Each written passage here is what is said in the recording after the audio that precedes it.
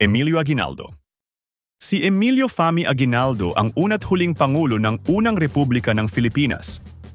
Ipinanganak si Aguinaldo sa Kawit, Cavite noong ika-26 na Marso 1800 at 69 kina Carlos Aguinaldo at Trinidad Fami.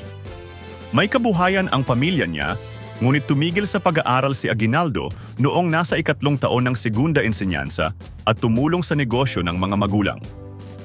Noong 1875, nahalal siya ng Kawit na kapitan munisipal, ang binagong tawag sa gobernadorsilyo o puno ng bayan sa ilalim ng Batas Maura. Ikinasal din siya kay Hilaria del Rosario. Nang mabalitaan ang katipunan, nagpunta siya ng Maynila at nanumpang kasapi.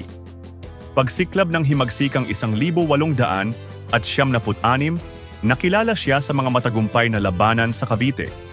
Nang magkaroon ng halalan sa Tejeros noong 22 Marso 1877, siya ang nahalal na pangulo ng binagong pamahalaang mapanghimagsik. Inilipat niya ang himpilan ng pamahalaang mapanghimagsik sa Biak na Bato, San Miguel de Mayumo, Bulacan.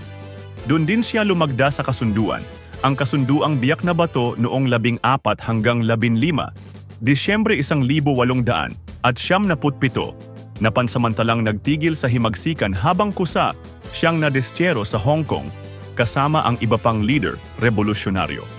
Pagkaraan ng ilang buwan, bumalik si Aguinaldo sa Pilipinas.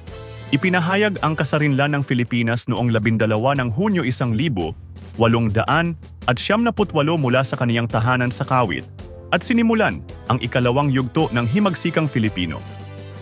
Noong ika-23 Enero 1879, formal na ipinahayag ang unang Republika ng Pilipinas sa Malolos, Bulacan. Halos kasunod nito ang pagsiklab din ng digmaang Filipino-Amerikano noong Pebrero 1879 na nauwi sa pag-urong ng hukbong Filipino Pahilagang Luzon. Nadakip si Aguinaldo sa Palanan Isabela noong 23 Marso 1901 at tuluyang bumagsak ang Republikang Malolos. Nabiyudo siya noong 1921 at pinakasalan si Hilaria Agoncillo noong 1930. Kumandidato siyang Pangulo ng Pamahalaang Commonwealth, ngunit tinalo ni Manuel L. Quezon. Namatay siya noong ika-6 na Pebrero, 1964, ngunit naabutan pa niyang ipinahayag ni Pangulong Diosdado Macapagal ang Hunyo 12 bilang Araw ng Kalayaan ng Pilipinas.